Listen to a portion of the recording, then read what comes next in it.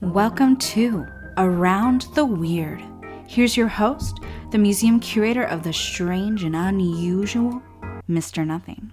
Thank you, mysterious voice, and welcome back to Around the Weird, a booktube channel where I talk about all the unusual and out of the ordinary literature that I have found in my travels.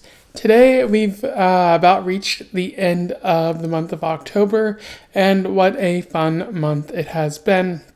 Certainly a very hectic time in my life as we've like at the beginning of the month like things are a bit more like again hectic because of working in higher education, and we were near the beginning of the school year and things were a bit strange. But as we've moved towards the end of October, things have gotten a bit slow, although I expect they might pick up in November just because students are working on midterms.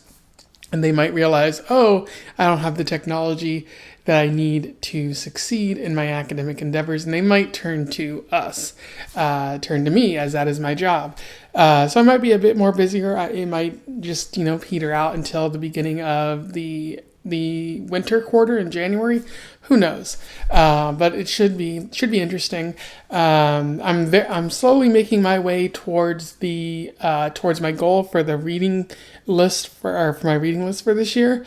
Knocked out a bunch of the books, but there's still a little bit that I haven't completely gotten, and I don't think I'll get before the end of the year. So I'll probably have to have that spill over into next year. So be on the lookout for another video where I talk about what I'm looking to read in 2022, which is weird. Like, I'm gonna turn 30. It's so strange, but also I'm very close to getting to 60 books for this year. That's my goal. I probably would have already met that goal if it hadn't been for the fact that I moved to California in the middle of the year, and everything just came to a halt because I had to move and get adjusted to this new job. But things otherwise seem to be going pretty good now. So I'm getting back in that groove of reading, and I'm so close. I hope I'm able to make it to 60 books. At least the books that I've counted. I've read a number of short stories and short story collections that probably put me over that number. So I've already met and probably surpassed 60. So, but I'm choosing not to count those. I'm counting the actual books that I read. So I guess according to that standard, I still have a little bit to go. Anyway, this video is going to be about what I read in October and what I plan to read in November. So without further ado, let us commence with that. So in October, I read a little bit of horror. My one regret for October for this year is that I didn't read any specific horror stories beyond maybe Beowulf. Like last year, I read Slade House or something like that. It was a haunted house short story, and it was really good. And I didn't read anything like that this year that might end up on my end of the year list. So that's my one regret. I kept it to short stories and maybe poems, and I don't feel that I maybe read enough horror. But last year I was exhausted by the amount of horror I read. So maybe there's somewhere in the middle that I can fit that in. Anyways, what books did I read for October? Well, one, I read Endless Nights by Neil Gaiman. I thought it was pretty good. It was a collection of short stories about Dream and his family, and I thought Neil Gaiman did a great job of, after finishing the story, just coming back and talking about a few things that he maybe had left on the table. I'm always willing to read more Sandman stuff, and so I'll talk a little bit more about that in November, but I thought Endless Nights was one of the better entries in the Sandman series. I also read At Night We Walk in Circles by Daniel Alarcon. I thought it had a pretty powerful ending. It was a good story with a powerful ending. I do think that in many ways, looking back, the thing that makes it good is the ending. if it wasn't for the way the story ended, and I won't spoil it for you, but if it wasn't for the way the story ended, the entire like book collapses upon itself. And I guess, maybe that's how books should be.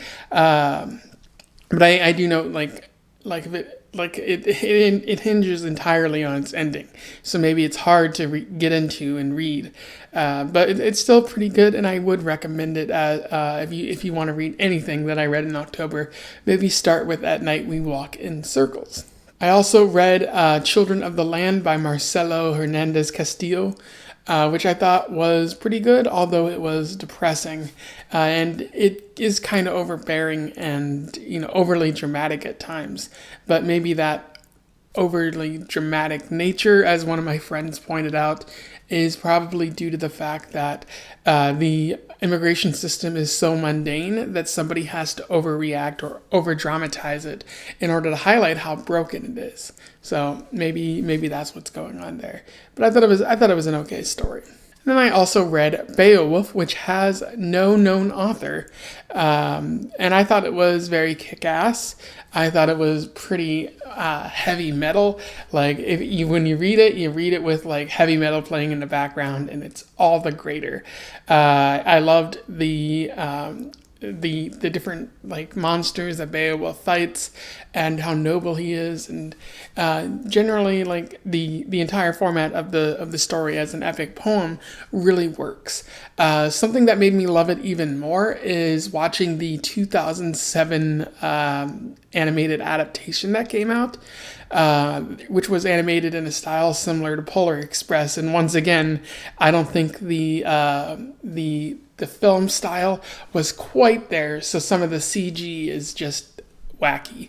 But I did like that it had Anthony Hopkins and Angelina Jolie, and whoever they got to play Beowulf did an amazing job. So it's a good movie, but something that I love even more about it is that Neil Gaiman wrote some of the story. And you can really tell like his touch in his story, because the movie doesn't quite follow the adaptation or it doesn't quite follow the story of Beowulf. Like there are some deviations, major deviations, but I do like how it turns out. So again, like this just makes me love Neil Gaiman even more, and also Beowulf. So go read the book, and then go see the 2007 movie that came out. I also read a number of short stories in October, very spooky themed, including The Oval Portrait by Edgar Allan Poe. It's a classic Poe story, although it's probably not one of Poe's best, but it's still pretty good. I also read The Invisible Girl. I thought it was pretty good. It's by Mary Shelley. It's not as good as The Mortal Immortal, which I think I noted in the video that I made, but it's still interesting if you're looking for a haunted or ghostly kind of story. That might be what you want to seek out. I also read Lazarus, which I thought was an amazing story, probably the best of the month. I really like the sort of nihilism and the unsettling feeling that you get while reading the story. Like the questions that the author raises, I thought was pretty remarkable. So if you read one of the short stories that I read for this month, make it Lazarus, because again, it tells a very good and very again, unsettling story. And I also read The Pale Man, which was spooky fun. I don't really have a lot more to say about The Pale Man. It feels kind of, empty and hollow when I think back upon it. But it's still, good Halloween fun. And so maybe you don't want to read it in February, but in October, that's where it really shines. And then I also read a number of poems throughout October, all of which had a spooky theme attached to it. I read The Witch by C.S. Lewis, which I thought was a lot of fun. So if you want to seek out maybe a specific poem, go look up The Witch by C.S. Lewis. Now, as for the month of November, what do I plan on reading? Well, I have a number of books set out. Hopefully I can make it to all of them, although my reading list is growing exponentially every single day. So who knows if I'm able to meet every single one of the books that I want to get to. I didn't write Dune down here, but Dune is still there. I might get to it November, but probably December, but most assuredly I will get it to sometime either before 2022 ends. So it's in the future. I know I have to read it. I'm not stalling, but it's just everything else keeps coming up first.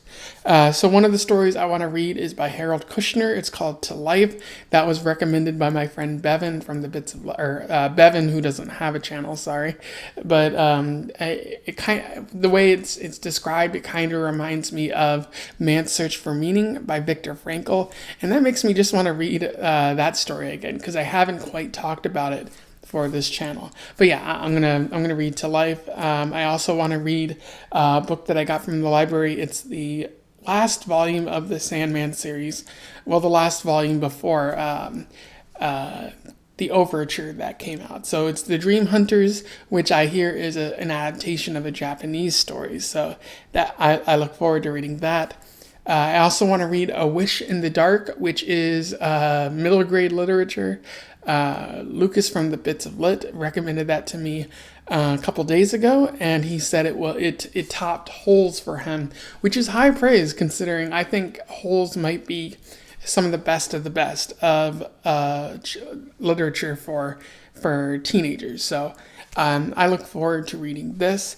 I also want to get to Lucas from the Bits of Lit isn't going to like this, but neither is Noah, but from everyone who reads it must converse. But I want to read Royal Wedding, which is the last volume of the Princess Diaries series.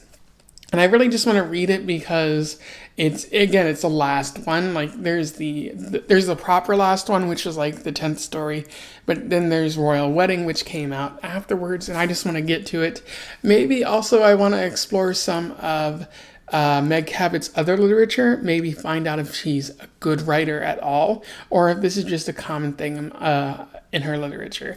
Maybe that's something I might do in 2022. Although, who has the time to read bad literature these days? Not me. I also want to read Romeo and Juliet, a story that I read before, a play that I read before by William Shakespeare, but I haven't talked about on this channel. And I know it's incredibly basic of me to say, but I do like Romeo and Juliet. It might be my favorite Shakespeare play just because of how well it works.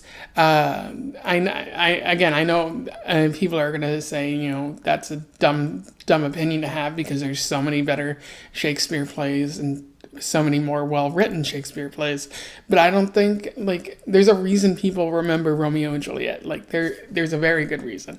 So I want to talk about that on this channel because there's so much to talk about.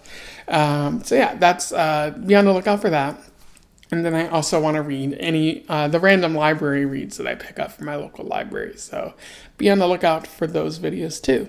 There are a number of short stories that I want to read. Mostly that'll come from my library or that I'll find online somewhere. I'm trying to diversify the short stories that I've written, but it's very difficult, especially finding short stories from Asia that have been translated. But I'm working on that. I do want to check out a short story by Neil Gaiman. Again, he's popping up everywhere these days, but it's called Nicholas Was, which is a very short story that you can find on his website. I look forward to talking about that, even though it's less than 100 pages, so shouldn't take too long to talk about it all.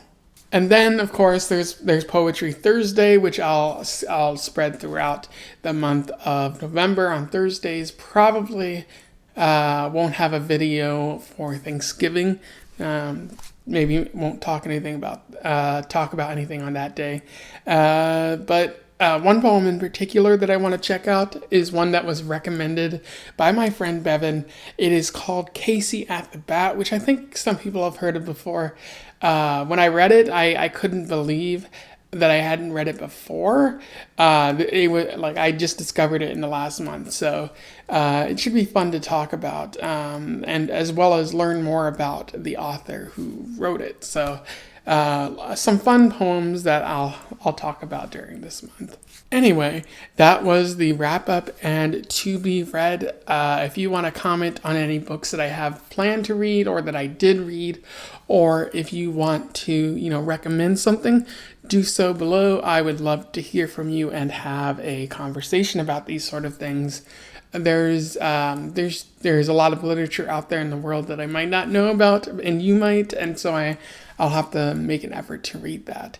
Otherwise, don't forget to like, share, and subscribe so that more people can find out about this channel, which is, of course, the best channel on BookTube. And until then, I wish you the best of luck in your weird and Thanksgiving-y travels. Farewell.